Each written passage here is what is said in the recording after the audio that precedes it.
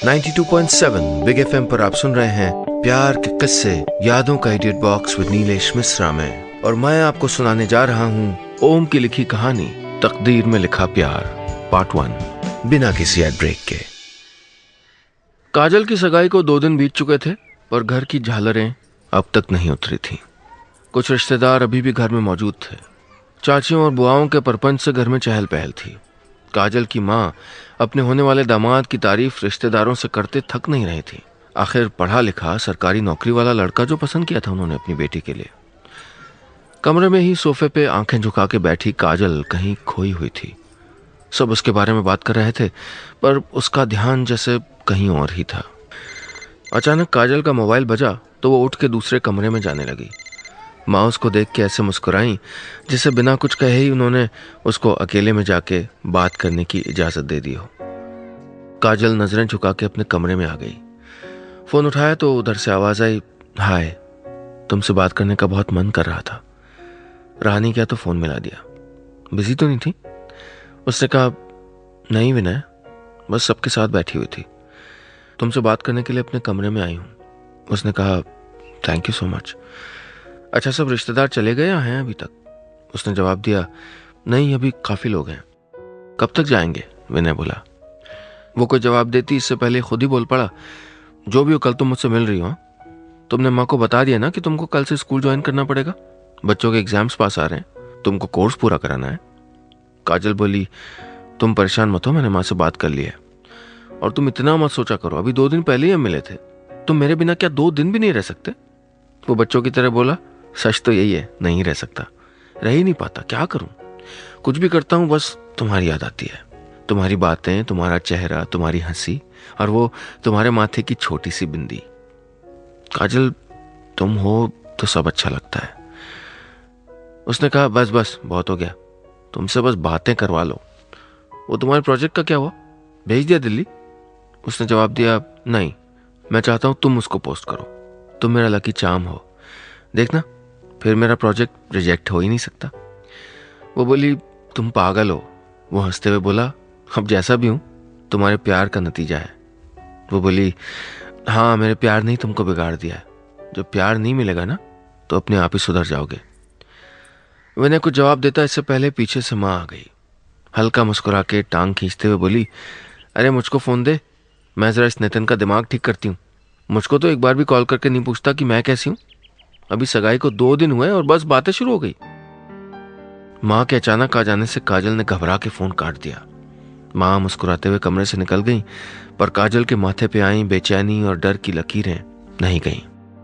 वो सोच रही थी कि कहीं माँ को यह पता चल जाता कि वो अपने होने वाले पति नितिन से नहीं, अपने पहले प्यार विनय से बात कर रही थी तो क्या होता।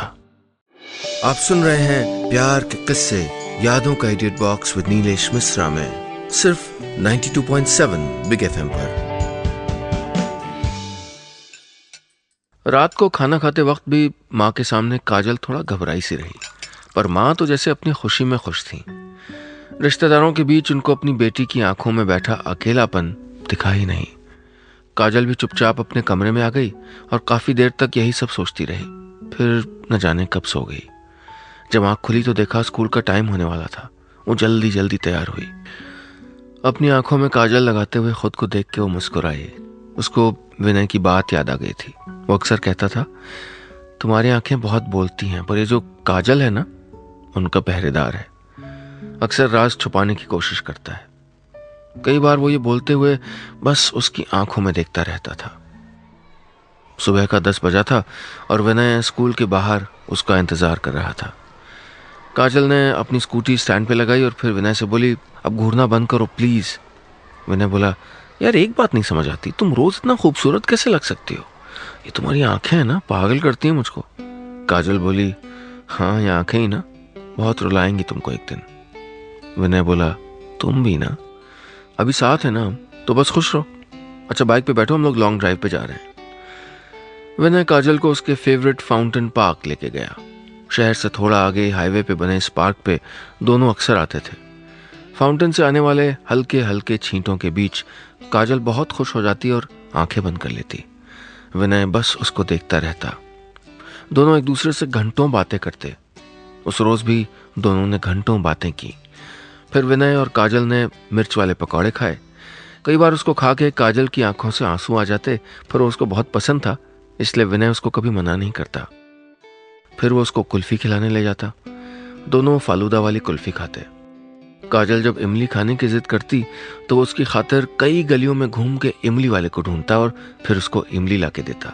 वो कहती, तुमने मेरी आदत बिगाड़ दी है, तुम मेरी हर जिद पूरी कर देते हो, मैं जो कहती हूँ मान लेते हो। जब मुझको दूसरों से ना सुनने को मिलेगा तो बहुत तकलीफ होगी। वो बस हंस दिया, उसने कहा कुछ नहीं। स्कूल खत्म होने का वक्त हो चला था। विनय ने काजल को स्कूल ड्रॉप किया और वो अपनी स्कूटी से घर की ओर चल दी। विनय कुछ देर उसको जाता देखता रहा, फिर वो भी चला गया। विनय के साथ बिताए वक्त की खुशी से काजल की आंखों की चमक और बढ़ गई थी। वो बस अपने और विनय के ख्यालों में गुम थी। न जाने कितने ख्वाब थे जो उसने मिनटों में बुन लिए थे। घर पहुंच के चहक के वो माँ से बोली, माँ एक कप अदरक चाय बना दो ना।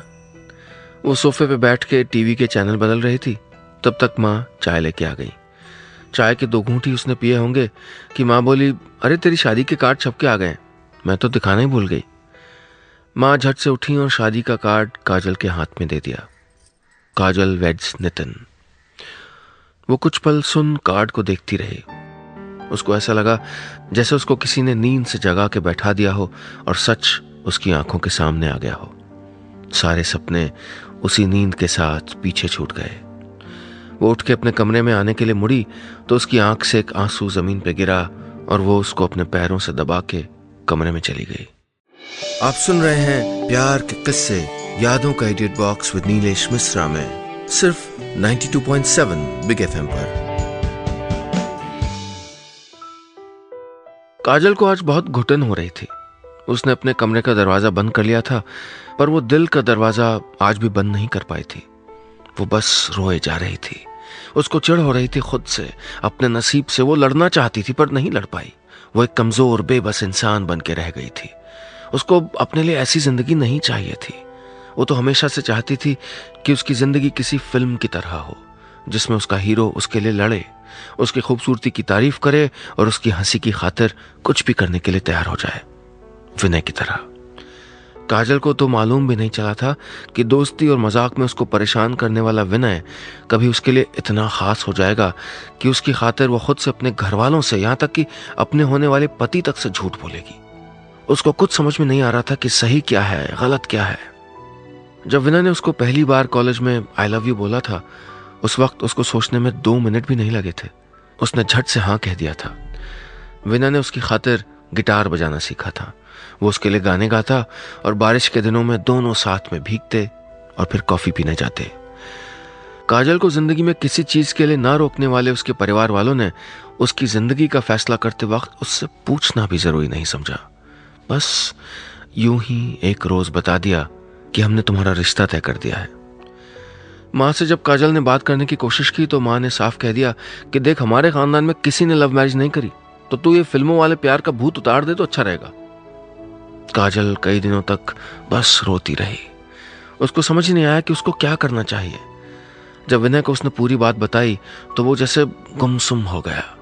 उसके आंसू पोंछते हुए बोला, कोई बात नहीं, तुम परेशान मत हो, तुम जैसा चाहोगी वैसा ही होगा। काजल ने एक बार विनय से हिम्मत करके कह भी दिया कि सब कुछ छोड़ के भाग चलते हैं, तो विनय ने उसको समझाया, ऐसा नहीं कर सकते, तुम्हारे घर वालों की इज्जत का सवाल है। वो बोला, तुम मेरे साथ पूरी जिंदगी बिताओ या ना बिताओ, तुम हमेशा मेरे पास ही रहोगी, मेरी यादों में, मेरे ख्यालों में। घर वालों ने जब काजल की सगाई की तारीख तय कर दी तो उसने फैसला किया कि वो विनय से कभी नहीं मिलेगी और उसको अपना फैसला सुना देगी। उसने मान लिया था कि अपनों की खुशी के लिए ही समझौता कर लेना ही उसका नसीब है। उस रोज जब वो अपना फैसला सुनाने विनय के पास पहुंची तो बोली, मैंने तय कर लिया है, मैं आज के बाद तुमसे कभी नहीं मिलूंगी। 2 दिन बाद मेरी सगाई है और अगले महीने मेरी शादी। विनय ये सुन के सकपका गया। बोला, देखो मेरी बात सुनो, हम कोशिश करते हैं। काजल बोली, अब कुछ नहीं हो सकता। विनय बोला, तुम अगले महीने शादी कर रही हो ना, करो, पर क्या मैं आखिरी बार तुमसे कुछ मांग सकता हूं? वो बोली, हाँ कहो। उसने कहा, मैं चाहता हूं तुम मुझको अपनी जिंदगी के 30 दिन दे दो, इन 30 दिनों में मैं तुम्हारे साथ अपनी पूरी जिंदगी बिता लेना चाहता हूं। विनय की आंखों में आंसू थे। वो उसको इस तरह रोता नहीं देख सकती थी और उसने वायदा कर दिया। उसने कहा वो उससे अगले 1 महीने तक रोज मिलेगी। दोनों साथ में अपनी जिंदगी की हर खुशी और हर तकलीफ बांट लेंगे। काजल ने उस रोज जो वादा किया था वो उसको निभाना तो चाहती थी, पर वो 2 हिस्सों में बढ़ती जा रही थी और इस तरह जीना और मुश्किल होता जा रहा था। आप सुन रहे हैं प्यार के किस्से यादों का idiot box with Nilesh Mishra में, सिर्फ 92.7 बिग एफएम पर। प्यार के बिना रहना जितना मुश्किल होता है, प्यार के साथ रहना भी उससे कम मुश्किल कहां होता है। जिस विनय से काजल को बेइंतहा मोहब्बत थी, काजल को उसी विनय से रोज एक एक दिन करके दूर जाना था। सबसे मुश्किल था विनय की आंखों में खुद के लिए प्यार देखकर भी नजरें फेर लेना, दिल को हर बार नसीब की खातिर हार मानने के लिए समझाना। काजल को अपने घर में ही घुटन होने लगती थी। घर के दरवाजे पे लगी झालरें उसको आते जाते हर वक्त उसके नसीब के आगे बेबस होने का एहसास कराती। जब माँ परिवार के लोगों के आगे उसकी ससुराल की तारीफ में बड़ी बड़ी बातें करती तो वो खुद को इतना छोटा महसूस करती जैसे उसके ससुराल के बड़े घर के आगे वो बहुत छोटी है। उसकी कोई कीमत ही नहीं थी।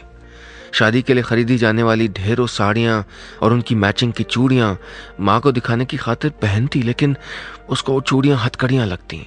वो चाहती थी कि वो चूड़ियों को दीवार पे पटक के तोड़ दे। उसको लग रहा था जैसे वो पल पल मर रही है। उसके भीतर कुछ था जो धीरे धीरे खत्म हो रहा था। उसको अपनों को हंसता खुश देख के खींच होने लगी थी। उसको लग रहा था जैसे उसकी इस बेबसी पे सब खुश हैं।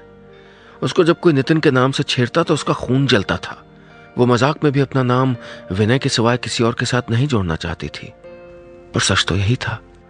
अगर कुछ मजाक बन गया था तो वो खुद। स्कूल के बहाने वो सुबह विनय के साथ वक्त बिताती तो कभी शॉपिंग का बहाना बना के शाम को कुछ देर विनय के साथ बिताती। वो उससे प्यार से बातें करता और इत्मीनान से उसकी हर बात सुनता। उसको कभी जल्दी नहीं होती। जब वो काजल के साथ होता तो उसको किसी और चीज की कोई फिक्र नहीं सताती।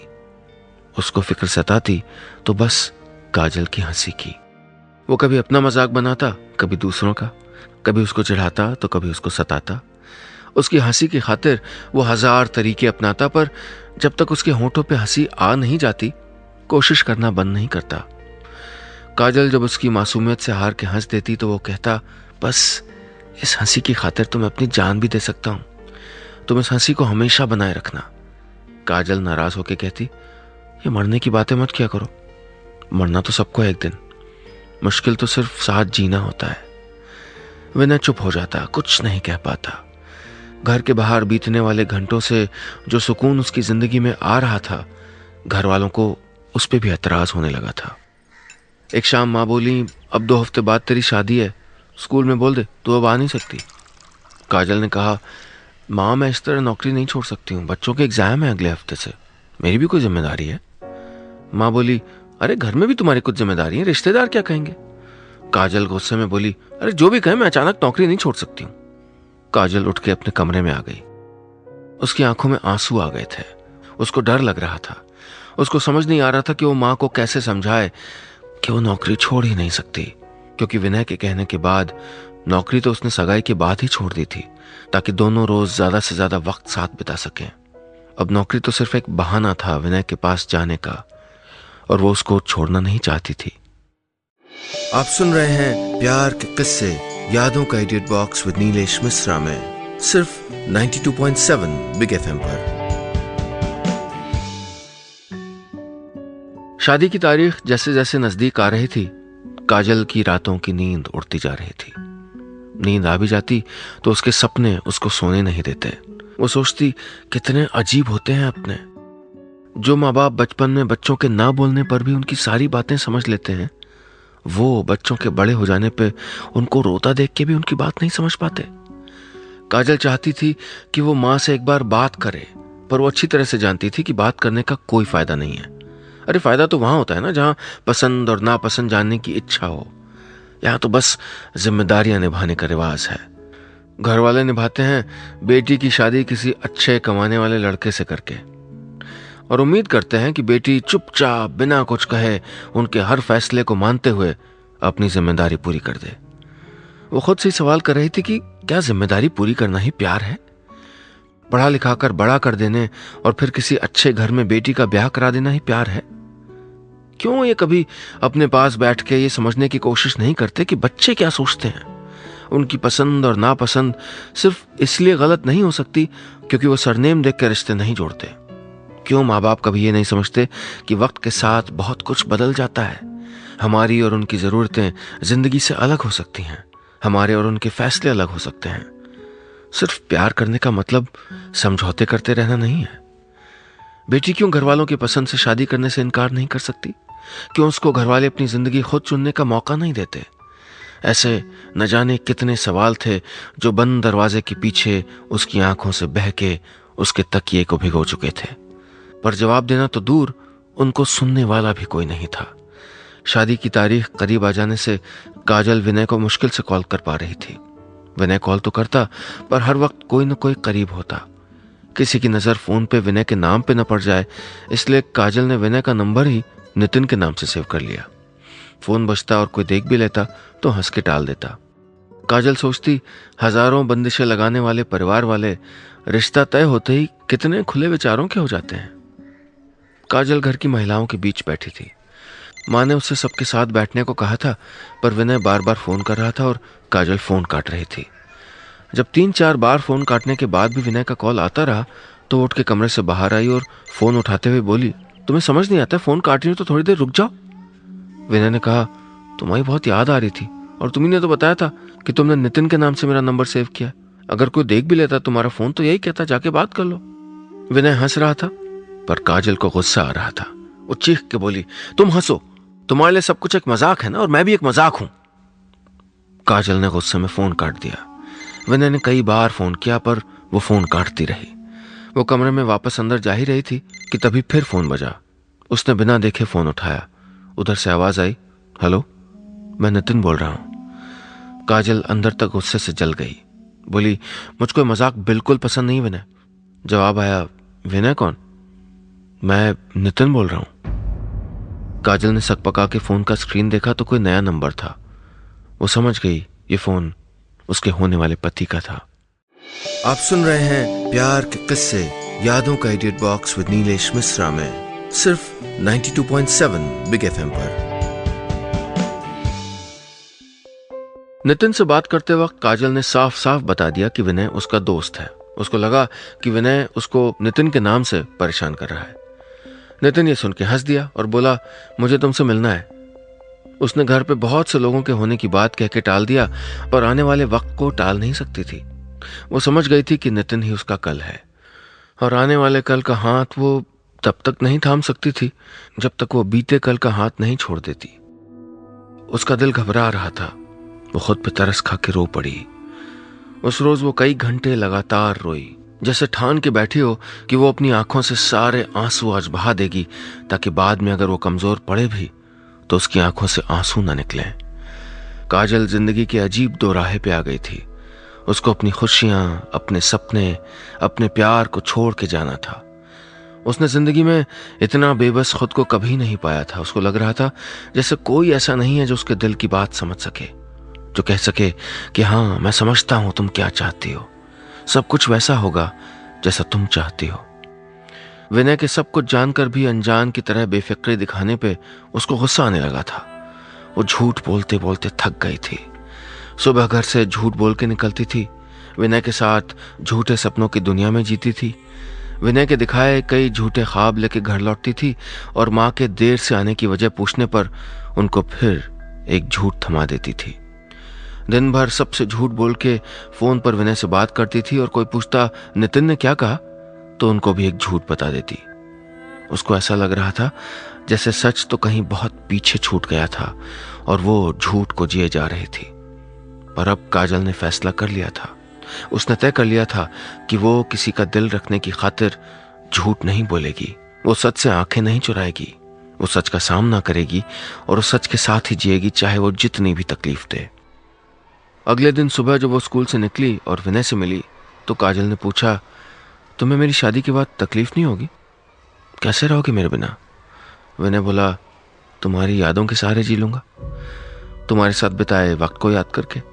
उसको बहुत तेज गुस्सा आया, पर उसने खुद को संभालते हुए कहा, अच्छी बात है, मेरी यादों के सहारे तुम्हारी जिंदगी चल जाएगी। कुछ रुक के वो बोली, विनय आज के बाद मैं तुमसे कभी मिलने नहीं आऊंगी। उसने कहा, लेकिन तुमने वादा किया था। काजल बोली, तुम्हें शायद कुछ दिखाई नहीं देता। जब रिश्ता ही खत्म हो रहा है तो वादा निभाने का क्या फायदा? जब तुम मेरी शादी के बाद मेरे बिना रह सकते हो तो अभी से रहो ना।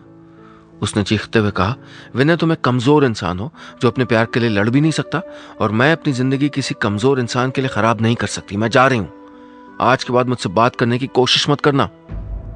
काजल बिना विनय से नजरें मिलाए मुड़ी और चल पड़ी।